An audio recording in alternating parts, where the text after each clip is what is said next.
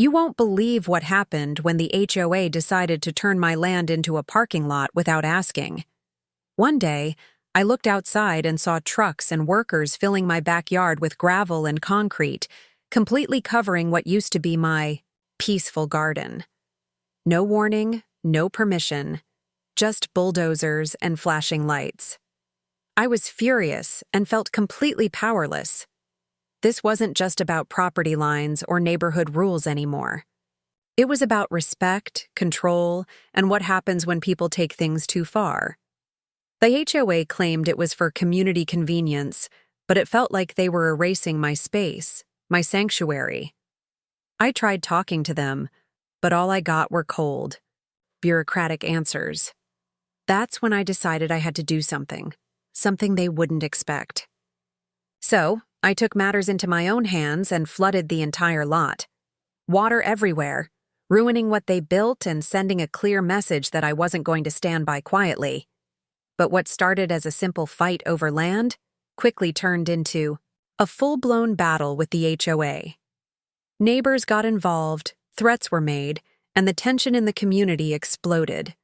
And just when I thought I had pushed things too far, the HOA made a move that changed everything. This story isn't just about a flooded parking lot. It's about standing up for what's yours no matter the cost. Stick around, because you won't want to miss what happens next. From the moment the HOA truck showed up, I knew this wasn't just a simple misunderstanding. My land had always been more than just dirt and grass. It was where my family planted memories, where kids played, and where I found peace after long days. Watching it disappear under gravel felt like losing a part of myself. I tried going through the official channels, sending emails, attending meetings, but the HOA was cold and unyielding. They kept insisting it was for the good of the community, but to me, it felt like they were bulldozing over my rights. My neighbors were divided. Some agreed with the HOA, saying the parking lot would help reduce street congestion. Others whispered privately that the HOA had bigger plans, and my land was just the start. I started hearing rumors about behind-the-scenes deals and secret votes that weren't recorded. The more I pushed, the more isolated I felt, like the HOA had the whole neighborhood in their pocket. Then came the day I filled the lot with water. It wasn't just an act of rebellion, it was a desperate attempt to reclaim what was mine. But flooding the area only made things worse. The HOA sent letters threatening fines, legal action, even eviction. The community was buzzing, lines were drawn, and I found myself at the center of a storm much bigger than I expected. I wasn't just fighting for my land anymore. I was fighting for fairness, for respect, and for the truth. And the next move from the HOA? That was about to change everything. The conflict with the HOA quickly grew beyond just the parking lot and flooded land. Suddenly, I found myself wrapped up in a complicated web of neighborhood politics and hidden agendas. Some neighbors who had once been friendly started avoiding me or whispering behind my back. Others reached out quietly, telling me they felt trapped by the HOA's strict rules but were afraid to speak up. It became clear this wasn't just about my property. The HOA had been pushing their control much further than anyone realized. Dug deeper and discovered that the HOA board was made up of a small group of people with their own interests, some even benefiting financially from the parking lot project. That explained the secrecy and the quick approval without proper community input. It felt like a power grab, masked as community improvement. Meanwhile, the legal threats kept piling up. I had to consult with a lawyer to understand my rights. But every step forward felt like I was sinking deeper into a fight with no clear end. The flooding caused unexpected problems, too. Water started seeping into nearby yards and basements, raising concerns among other residents. Some blamed me for the damage, while others sympathized with my cause. Tensions flared during neighborhood meetings, turning into heated arguments, where old friendships fractured. This wasn't just a property dispute anymore, it was a full-on neighborhood crisis.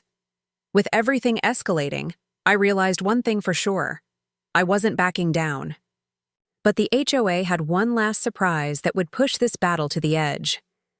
As the days passed, the tension in the neighborhood grew thicker than ever. The flooding had caused more damage than I anticipated. Water pooling in driveways, lawns turning into muddy messes, and some neighbors even calling city officials. I knew I was walking a dangerous line, but I couldn't just let the HOA steamroll over me without a fight.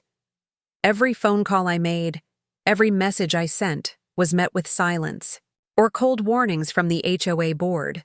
Then came the night that changed everything. I received a call from a neighbor, panicked and whispering about a secret HOA meeting scheduled for the next evening. They were planning to vote on a drastic measure, one that could legally force me off my property. I felt a surge of adrenaline, mixed with dread. This was more than just about the parking lot or the flooding now.